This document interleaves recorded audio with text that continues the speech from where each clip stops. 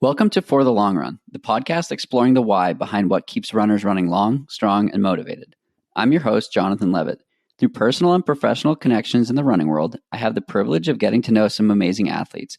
I've always been fascinated by the psychological aspect of running, and this podcast is aimed at exploring this and much more. I hope you enjoy. Welcome back. Today I have Emma Spencer joining me from Durham, North Carolina. Emma, thanks for jumping on the podcast today. Yeah, thanks for having me. For sure. So as a frequent listener of the podcast, I think you know what's coming next. Who is Emma? Oh my gosh, I've been preparing for this all morning, and I still don't think I have a good answer, but I'll give you kind of my dual answer. Yeah, I'm an amateur distance runner. I'm a software engineer. I never love defining yourself by what you do for whatever reason. So yeah, I'll say that I'm just always trying to figure out what makes me happy and how to be a good person in the world, and balance that with, just the things I love to do. Cool. So let's dive head first. You said you're always looking for ways to be a good person in the world. About 45 minutes ago, I saw a post of yours on Instagram that said, donate and I'll match it. Can you talk to me about what that was? Yeah, sure. So we're recording this, even less time ago, 10 minutes ago, the murderer of George Floyd in Minnesota was just taken into custody. And so that was in reference to donating to the Minnesota Freedom Fund. There's, protests going on in Minneapolis and in other cities, including Louisville, Kentucky, where Breonna Taylor was murdered. And there have been a lot of horrendous, murders of Black men and women over the past few years. And this week in particular, there have been a lot of, the intensity has grown. So I think I'm trying to, educate myself and have conversations with my friends, but I can also donate money. And I just think it's, my responsibility to do that since I have the means, and encourage other people to do the same. Yeah, it's so I saw that same request this morning on Twitter, and I had been scrolling Twitter, and as a straight white male, I accept that I have privilege, and I don't know what to do with it, and I don't know how to pass that along or take advantage of it in the right way, and I was feeling a little helpless. And I'll caveat this whole episode by what we talked about originally. We're going to take some risks in how we talk about this, and definitely open to feedback. I don't know the right way to steer this conversation, but as we agreed on, it's probably better to have it and make mistakes than to brush it under the rug. So with that said, as I was saying, I don't know how I can help. And that's that's a hard place to be in for someone who likes to help and likes to be able to, help people. And so I've had some conversations on the podcast. I've had some conversations with friends about what can be done. LaToya Shante Snell was a podcast guest that I had on recently, and she's been very outspoken on this in a very good way, and has been sharing resources. And really, like you said, the easiest thing to do is to donate, to fund these resources that support what's going on or oppose what's going on, I guess. But have you felt a similar reaction? I don't know what to do. Yeah, absolutely. And it's hard because, I think it's on me to figure out what to do. And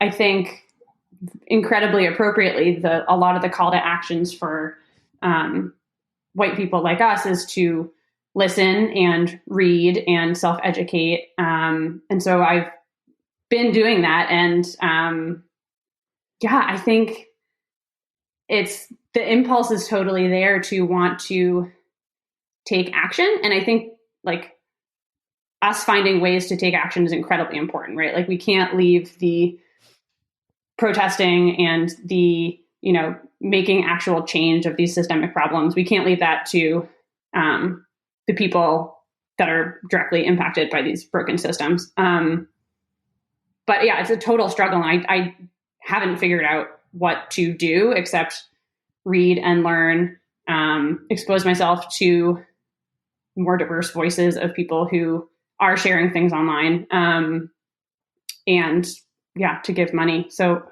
I feel you, and I don't have an answer for myself yet. Yeah, it's just like running, like get uncomfortable, figure out ways that are different than what you're currently doing, and see if everybody can grow as a result. So, like I said, I don't know how to steer this type of conversation, but what the sort of call to action here is, tell us what, give some feedback. And if you're listening in,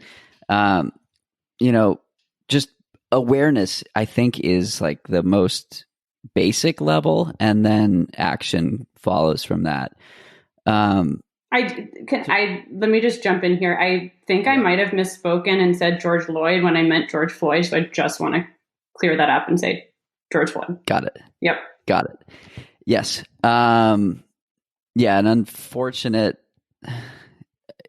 it's an unfortunate reality in today's day and age. I woke up to seeing, a black man arrested as he was reporting on CNN. Mm-hmm. I don't know. But again, as you said, I think it's on a day like today, it's a disservice to not acknowledge what's going on, and a disservice to not talk about it. And I also want to note that like it's such, an immense privilege that we have, that we are just kind of feeling hit with this now, right? For a lot of people, this has been something they are actively engaged in for a long time, and it's totally been our white privilege to care but not do more up until this point. Absolutely. So what has 2020 been like for you in general? Gosh, it really feels like there's two 2020s. There's like a roller coaster. Yeah. Right? There's the first 2 months, and then there's this weird limbo. The rest of the year so far. Yeah. So first 2 months were kind of the meat of my training for the Olympic marathon trials, which were February 29th. And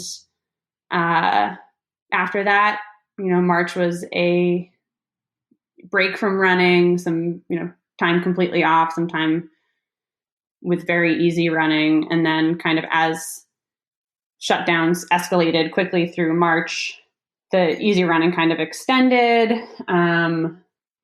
to just kind of like base training, maintenance phase. Like I said, my work actually hasn't changed that much since I work from home anyway.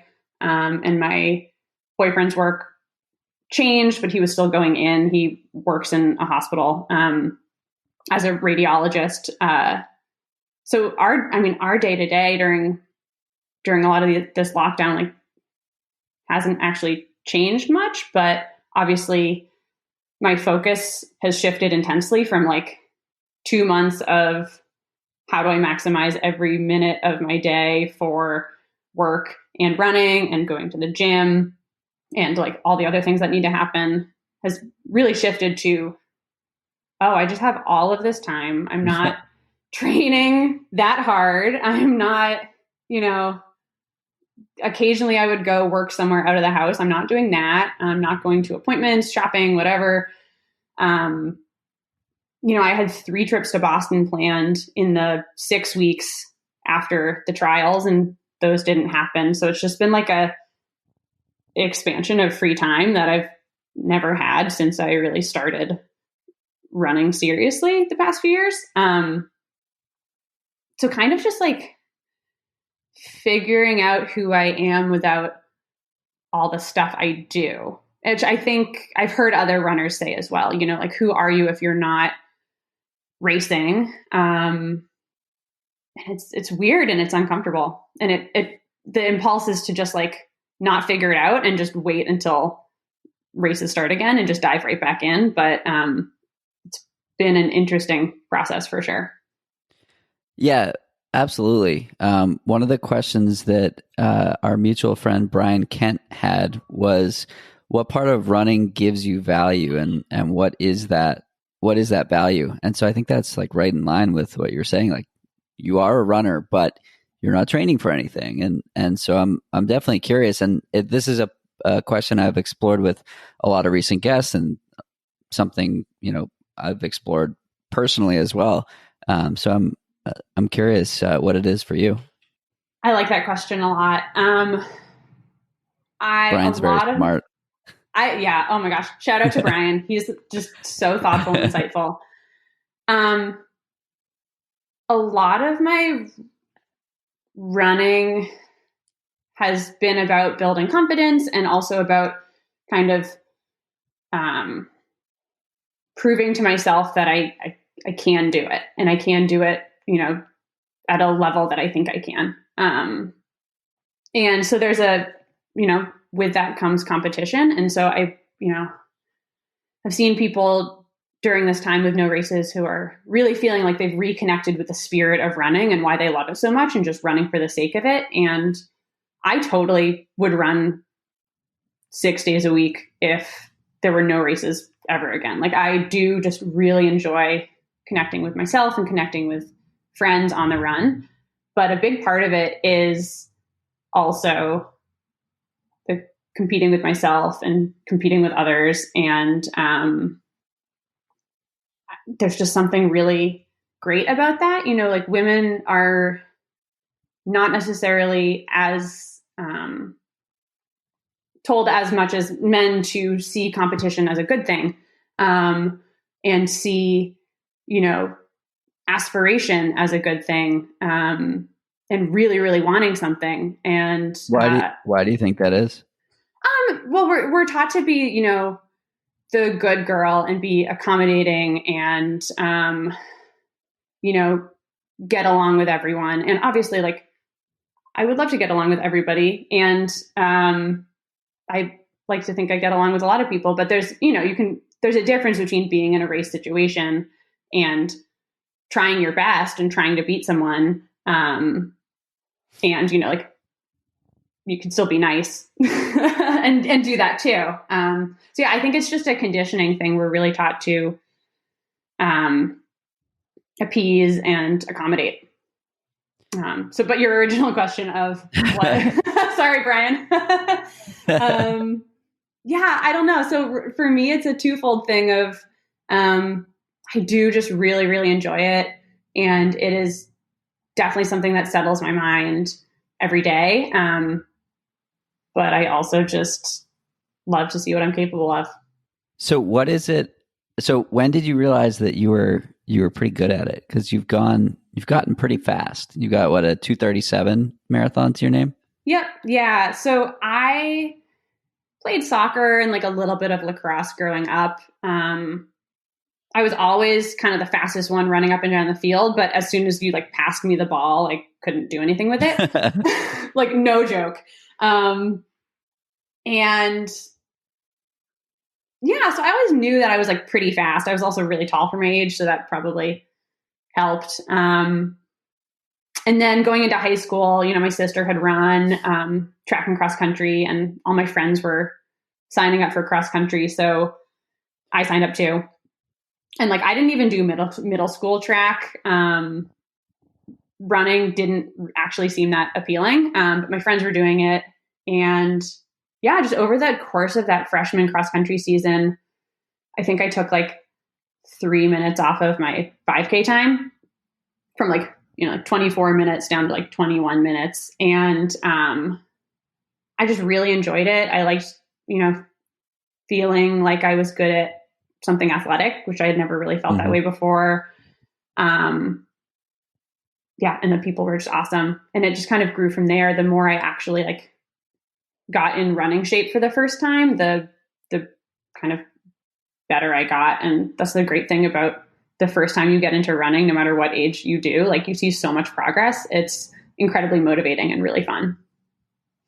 Definitely. So I am, I saw a photo of you pop up from the Olympic Trials Marathon, and I just remember seeing you go by, half dozen times, just with the biggest smile on your face. Can you talk about what that experience was like? Oh my gosh. I swear I didn't go more than 5 minutes without hearing my name or thinking I heard my name in the crowd. And I think almost every runner probably had that experience. The spectator atmosphere was incredible. The first 3 miles of that course, I thought my ears were going to ring because it was just so loud. It was amazing. And so people come out there and, it's obviously something that I spent a lot of years preparing for and a lot of months really preparing for and thinking about and stressing about. And,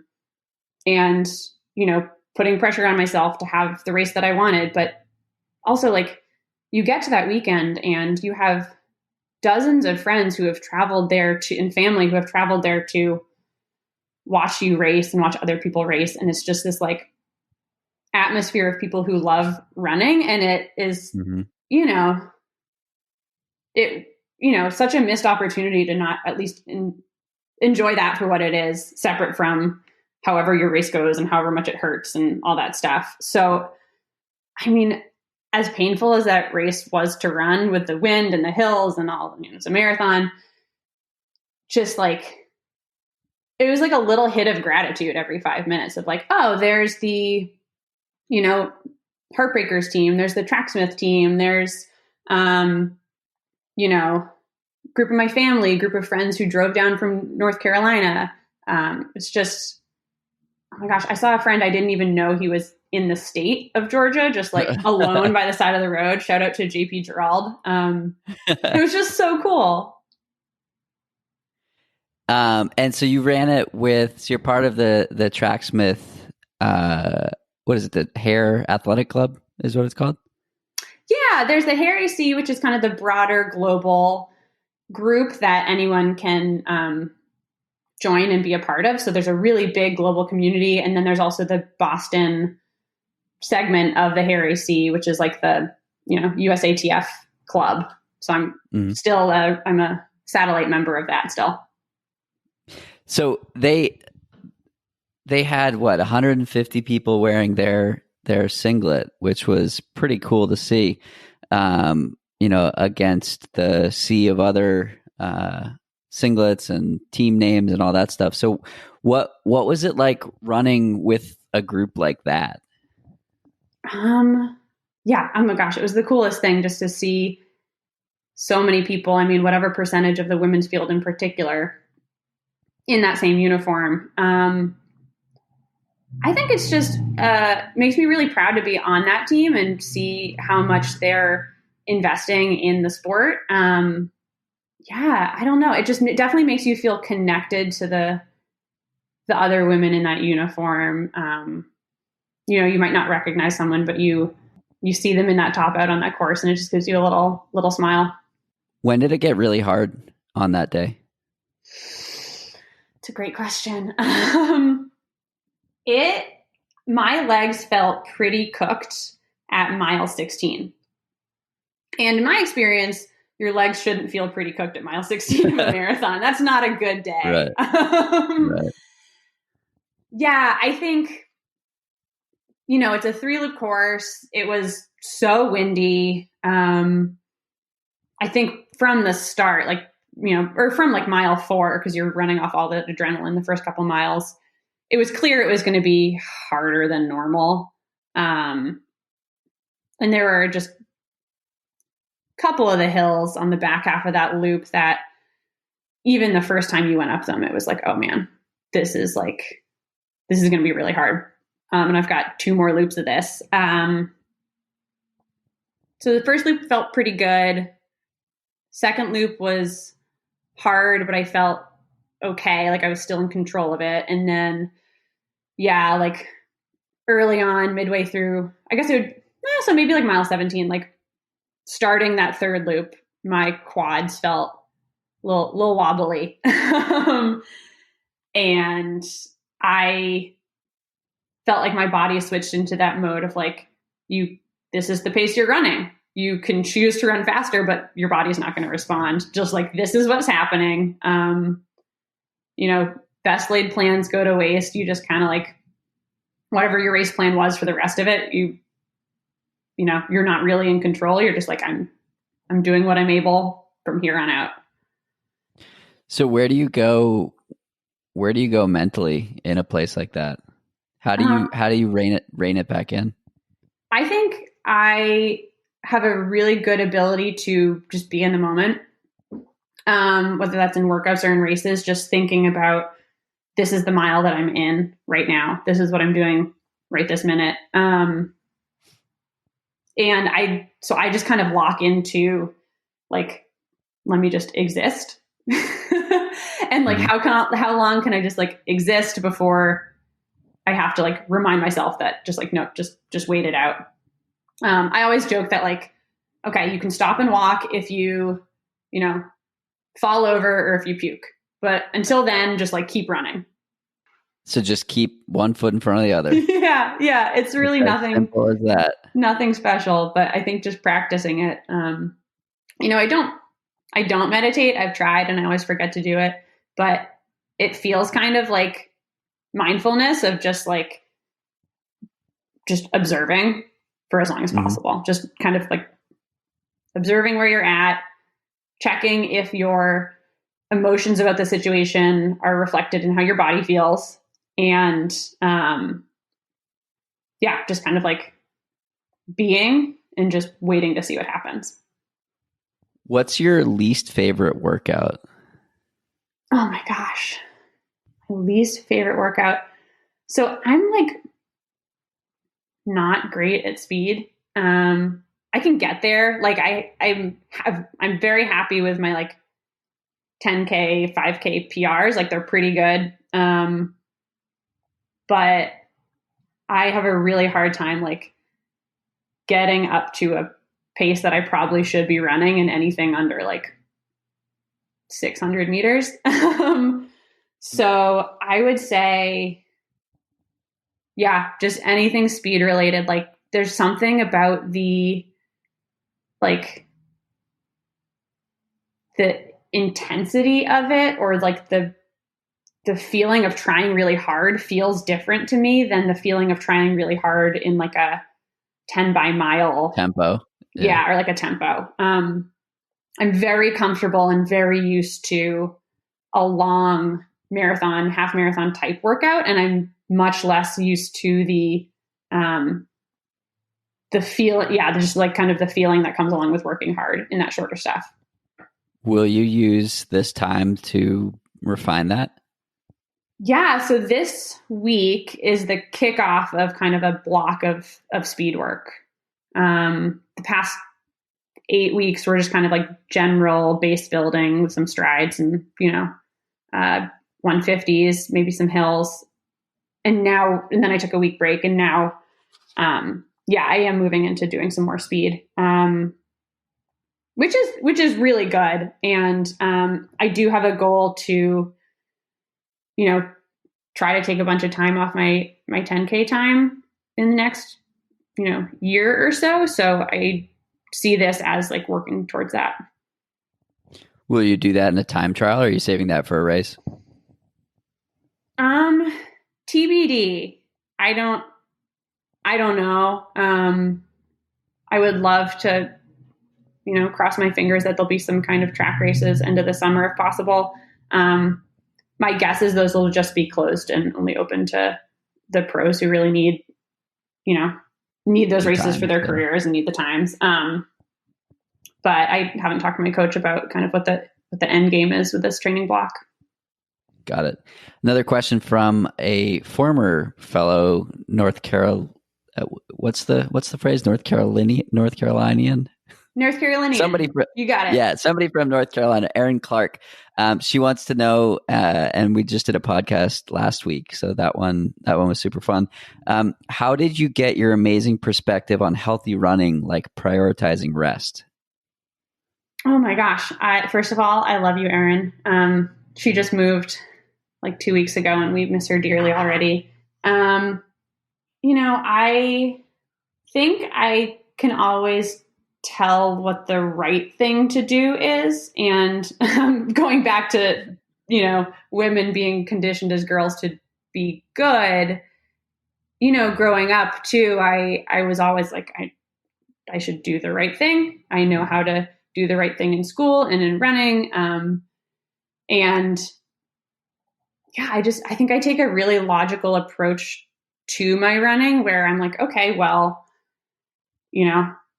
taking a rest day, like everybody knows it's the right thing to do. It's really hard to do, but I just kind of like make a decision and then like let that decision be what it is.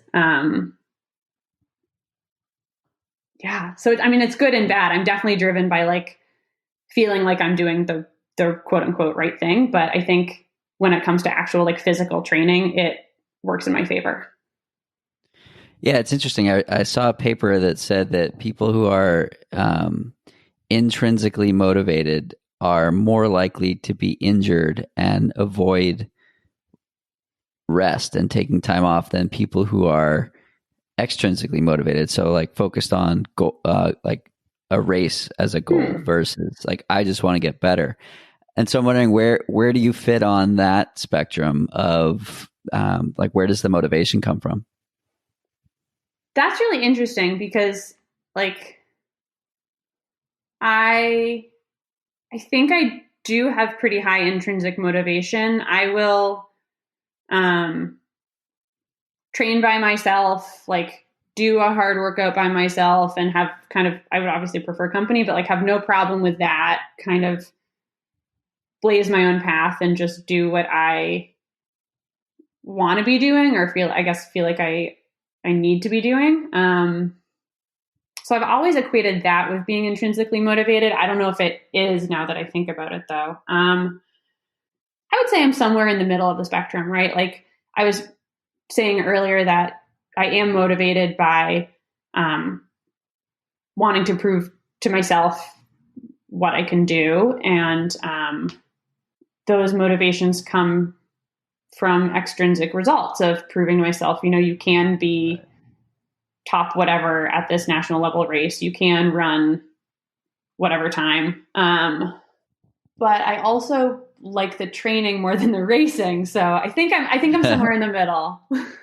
Got it.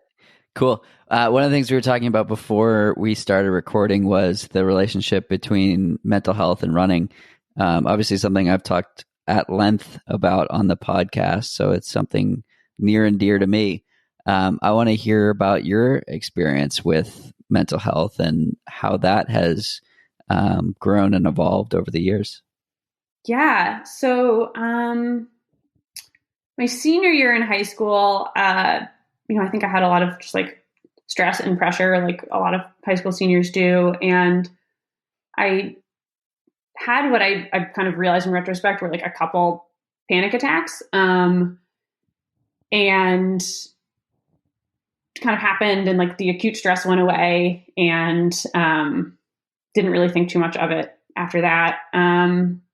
Yeah, and I went to college and I had a pretty rough freshman year. I started on my school's track team and then ended up leaving the team. And so then going into my sophomore year, I channeled all of my like confusion around my, lost identity as an athlete into school and didn't really like realize that I needed to like mourn that loss. And I think also didn't just put a lot of pressure on myself. Like I messed up and I ruined this opportunity for myself,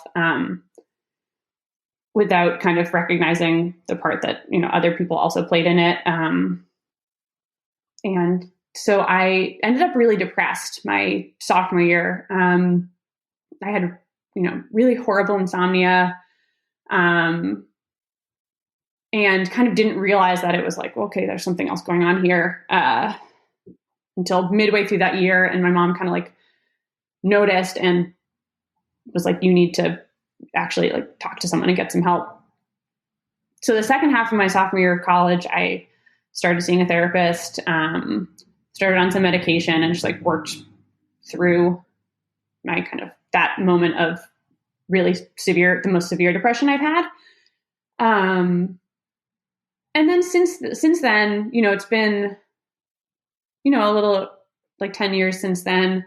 I think it comes and goes, in moments of change or transition or stress. I can go through kind of more noticeable depressive phases. I think my mood is always kind of a little bit on the edge of that, but manageable until, certain big changes will happen.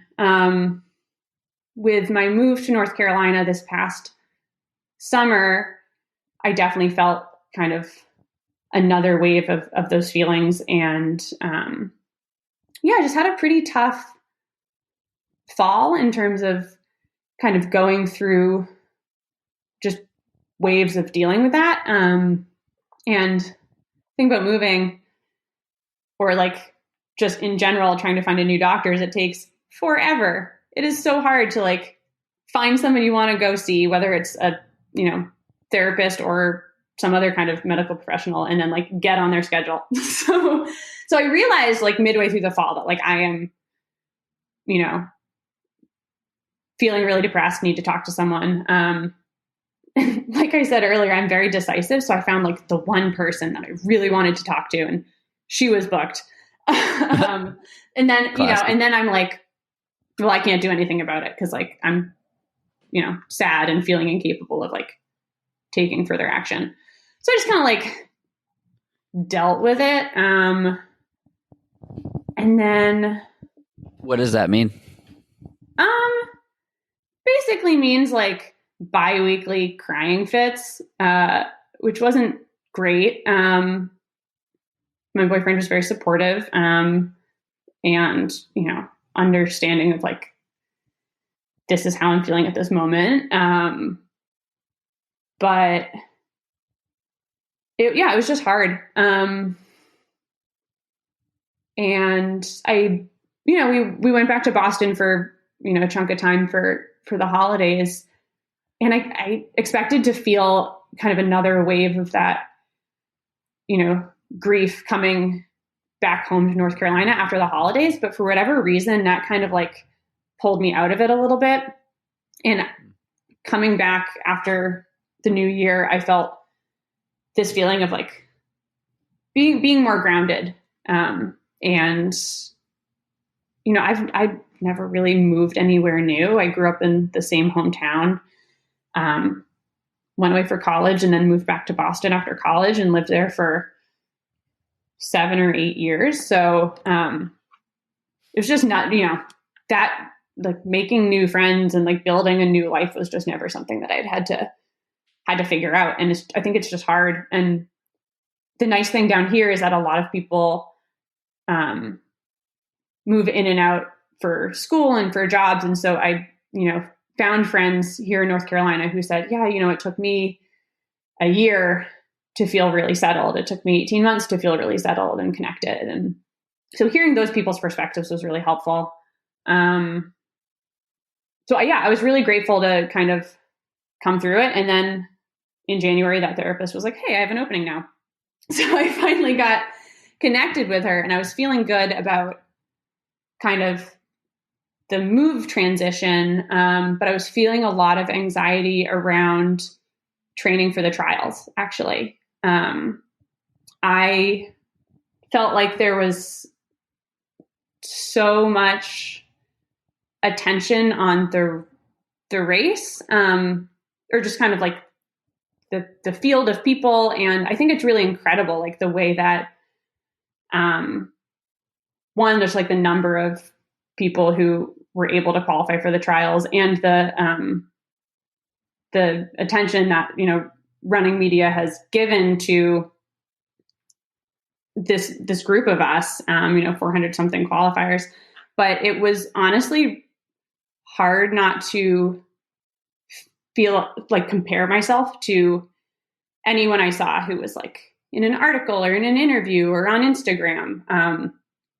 The just kind of that feeling of comparison was very intense for me, because you're all training for the exact same thing, and you're all, you've achieved the exact same thing. And in my head, it felt like I don't know what the word for it is, but like, it felt like everybody was being stacked up against each other in terms of like recognition and like validation by being publicly recognized, which is totally like the downfall of all, like, there's so many good things about social media. And so like, I'm truly so happy that there is this kind of like rebirth of like women's running that is totally rightfully getting the attention it deserves. But it's just really hard to feel like, oh wow, like where do I stack up? How much do people care about me compared to 450 other people? And so I think what I've been trying to work on is like, valuing how I feel about me rather than valuing how I think everybody else feels about me. Because really, I'm never going to be able to control that. And also my interpretation of what it meant when someone else got an article written about them was wrong. Like, it had nothing to do with me. And so I just like, I'm still learning through like to have that confidence in myself and who I am, which feels so strange. Yeah, go ahead. No, go ahead. I was just saying, it feels so strange to say that at like age 30 that like I don't have that confidence. But whenever you got to confront it in your life, you got to confront it at some point. Yeah. So how did you rectify standing on the start line with 400 plus women around you, in a race that was bringing you anxiety, knowing like, shit, the gun's going to go off and now it's a test? Yeah. When I'm actually out there in the world and like interacting with people, I feel like that anxiety goes away. And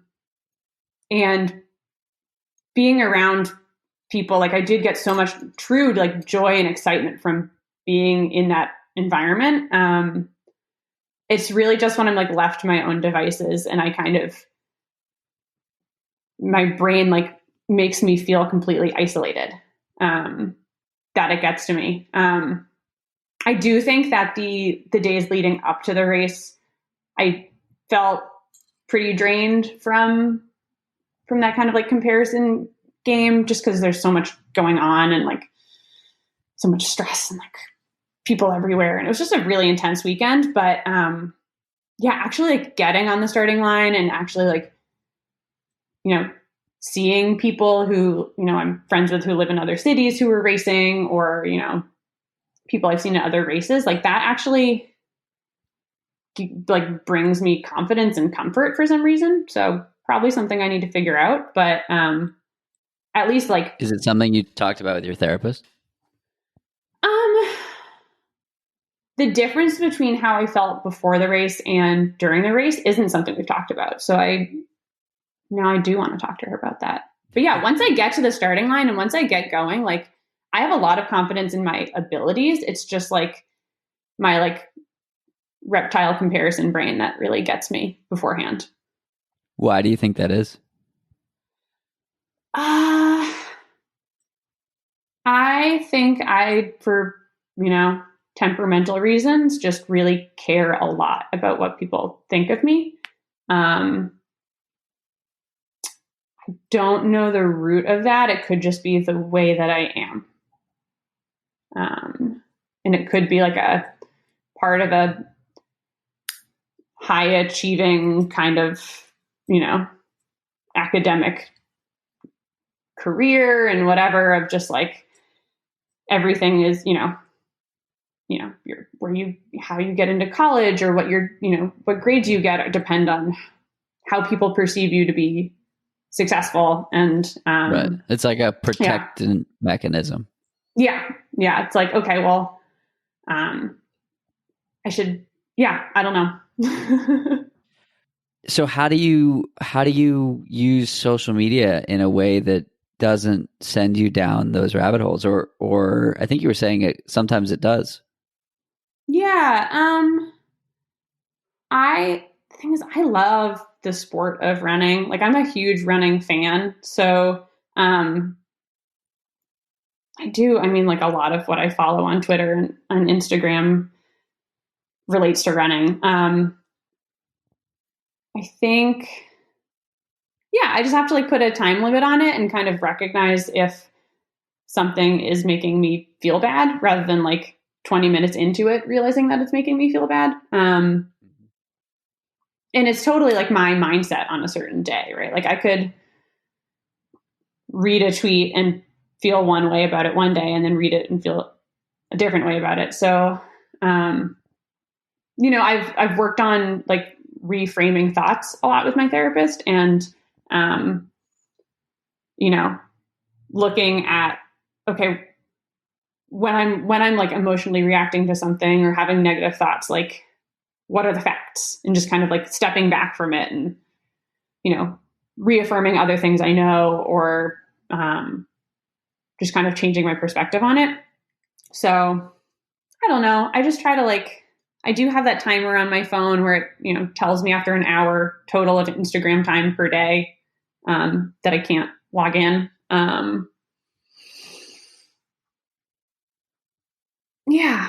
So just being conscious of what I'm consuming, and also realizing that like it's on me if I'm reacting a certain way. So like either unfollow or like, keep on scrolling. Yeah, that's like a powerful and super underutilized tool. I recently unfollowed a lot of people, and maybe not all of them were because of this reason, but like I'm like you, I'm turning 30. I'm in a period of my life when everybody around me is getting married and having kids, and like for whatever reason, I don't enjoy seeing that. Yeah. And it sounds ridiculous to say, but like if all you post about is your child, like I'm probably going to unfollow you, because it's not a, and that's on me, but it's my account, and I can do what I want with it. And it's like I said, it sounds ridiculous to say, but like that's what I need to do for my own mental health around the use of social media, and like not sending myself down rabbit holes where I know I shouldn't be going, because my life is one way and I want it to be another. Mm-hmm. Right. And it's totally not a judgment on the other person. It's just like Right. how you're responding to it because of your like circumstances at the moment. Right. Now, if this account is lots of dog posts, like that's aspirational in a different way, and I'm totally okay with it. So I don't know what that difference is, but or what it says about me. But anyways, couple more maybe lighter questions. Another one from Brian Kent. I'm gonna have to start charging him for his questions, or maybe just connect you two directly. Yeah, we can have a follow-up private conversation. So you're in a pretty good place in North Carolina in terms of the brewery scene. What's your favorite beer? Oh my gosh. I'm not going to pretend that I'm like a knowledgeable beer drinker. And as a New Englander, I am partial to IPAs. I was going to ask you, an IPA person. Of course, I'm from Massachusetts. But recently I've realized that hazy IPAs are a thing, and I'm really enjoying those. Okay. The Oscar Blues Brewery is a couple hours west of here, and we picked up a kind of mixed pack of beer from them a couple weekends ago, and I've been really liking whatever their hazy IPA is called. Nice. Which I don't know what that is. It sounds delicious. I've been on a sour beer kick for the past year.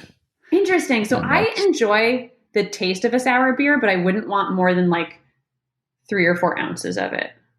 So I'm sort of similar. Like I like 3/4 of it, and then the remaining quarter is like, all right, fine, I'll drink it too. But maybe it's just because of how cold it is, or the crispness wears off, or I don't know what it is. But more research is definitely necessary. And are you able to eat and drink your sour beer at the same time? Like, does it mess with the flavor? Big fan of doing both at the same time. Interesting. For me, it just feels like such a strong, fruity type flavor that I'm less inclined to like also eat my pizza. Interesting. At the same time.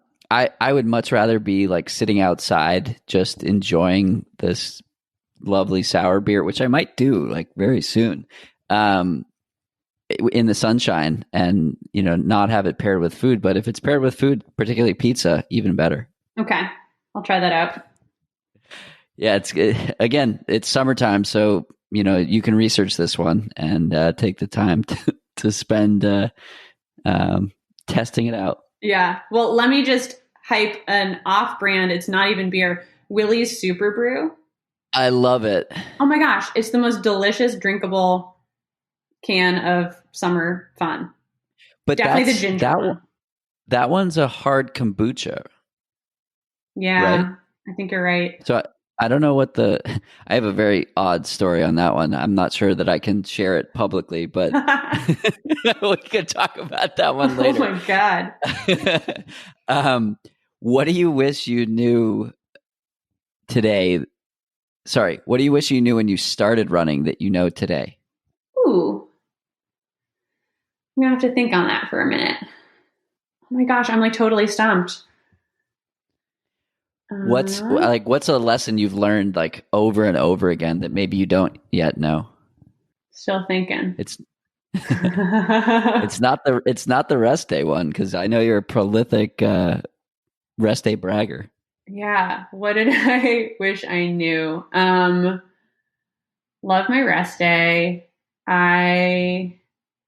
Okay.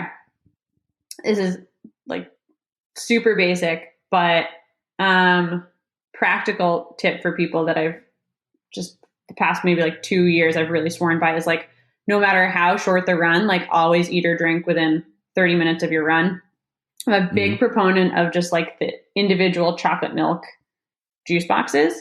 And I honestly feel like it makes a huge difference in terms of like fatigue and injury prevention to do that. I have no idea if that's scientifically accurate, but I am like a strong proponent of consuming something right after you run, even if it's just an easy run.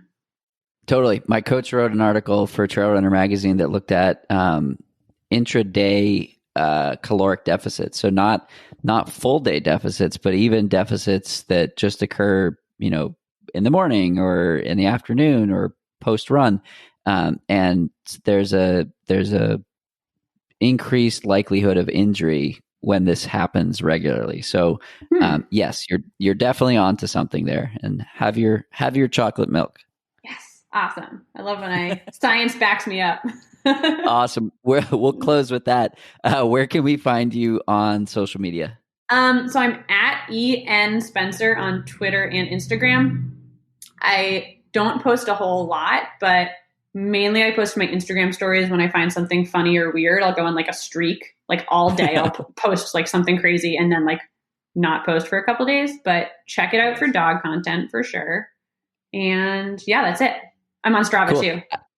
Awesome. I have two questions that I missed from Mark Vittor. He'd be mad if I didn't ask them. Yeah, he would.